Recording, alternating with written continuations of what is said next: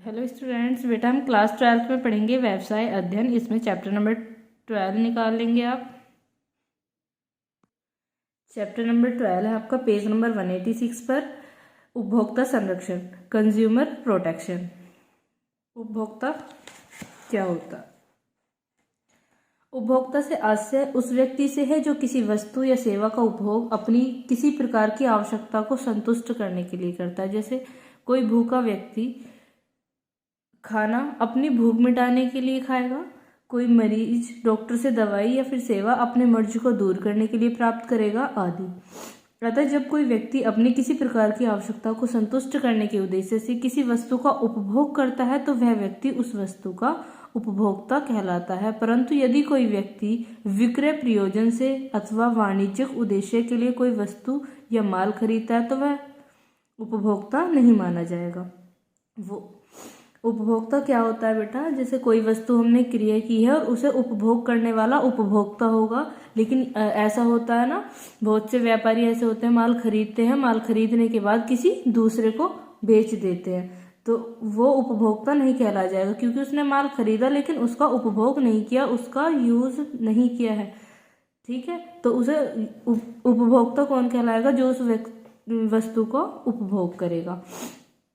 ठीक है, उपभोक्ता संरक्षण का अर्थ क्या होता है? ये तो बात थी कि उपभोक्ता क्या होता है, किसी भी वस्तु का उपभोग करने वाला उपभोक्ता कहलाता है।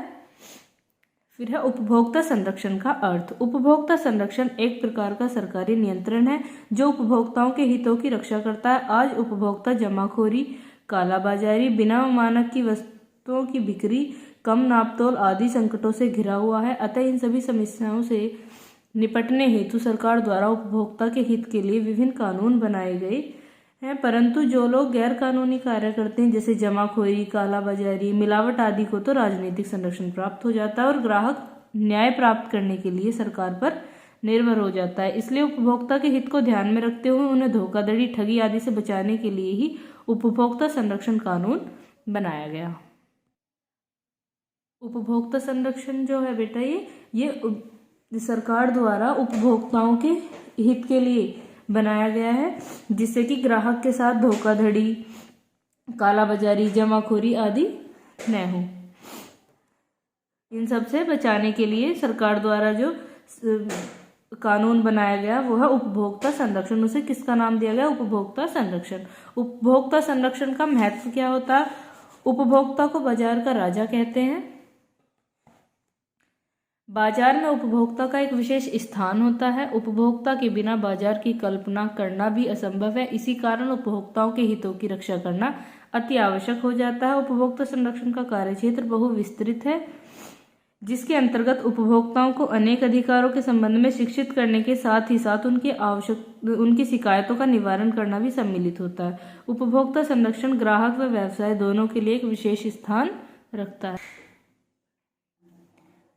उपभोक्ता को बाजार का राजा कहते हैं, क्योंकि अगर बाजार में उपभोक्ता वस्तु को खरीदने वाला ही नहीं होगा, ग्राहक, और ग्राहक के बाद जो उसका उपभोग करने वाला है, तो वस्तुओं का जो क्रय विक्रय है वो नहीं होने का।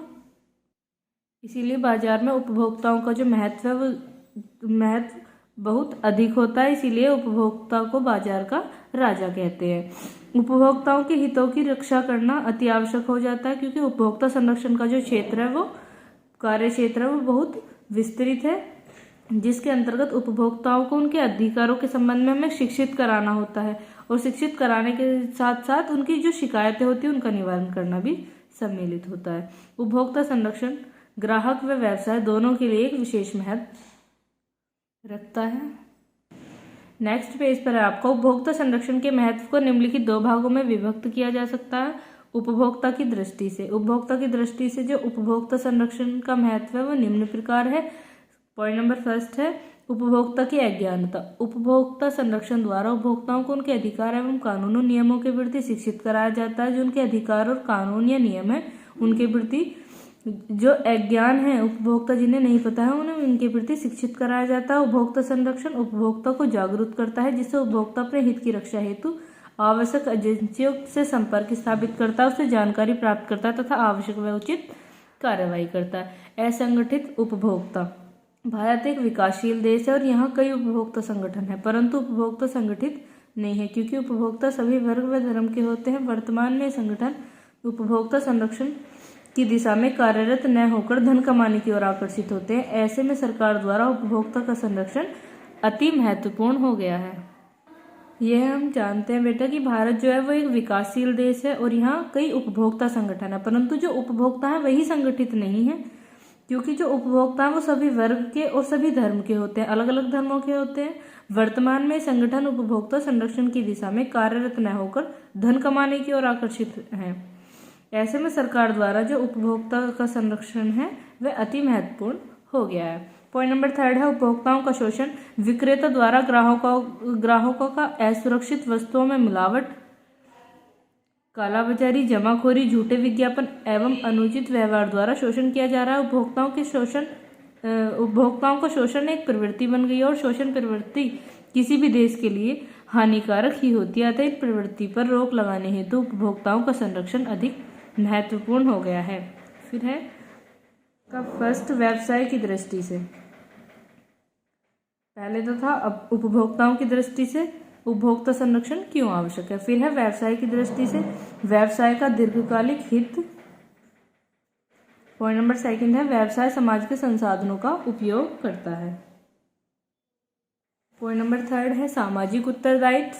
4 है नैतिक औचित्य। 5 है सरकारी हस्तक्षेप। बेटा ये आपको खुद से रीड करना। फिर है उपभोक्ताओं को कानूनी संरक्षण।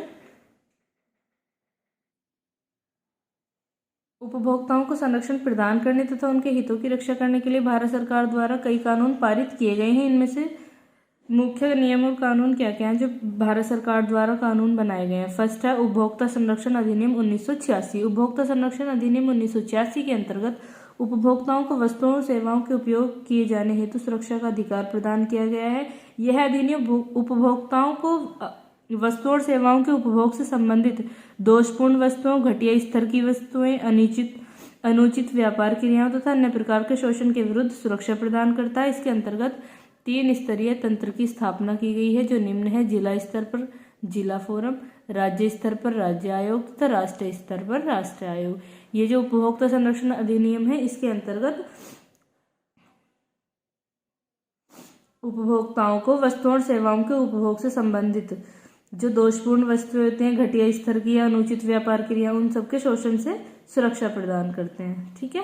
पॉइंट नंबर 2 है परसंविदा अनुबंध अधिनियम। यह अधिनियम उन दायित्वों को निर्धारित करता है जो किसी अनुबंध के पक्षकारों, जैसे पक्षकार क्या क्या होते हैं, क्रेता और विक्रेता, द्वारा किए गए वायदों को पूरा करने के लिए बाध्य होते हैं। यह अधिनियम उन अधिकारों की व्याख्या भी करता है जो पीड़ित पक्षकार को अनुबंध का उल्लंघन करने वाले पक्षकार के विरुद्ध प्राप्त होते हैं। पॉइंट नंबर 3 है वस्तु विक्रय अधिनियम। यह अधिनियम क्रेता द्वारा क्रय की गई वस्तुओं को शर्तों एवं वारंटी के अनुसार न होने पर सुरक्षा प्रदान करता है। पेज नंबर 188 पर आपको इसके बाकी के पॉइंट्स दिए हुए हैं, वो आपको खुद से रीड करने हैं। आज हम यहीं तक करेंगे। इसके बाद जो हेडिंग है उपभोक्ता संरक्षण अधिनियम, ये हम कल पढ़ेंगे। ठीक है बेटा, ओके, थैंक यू।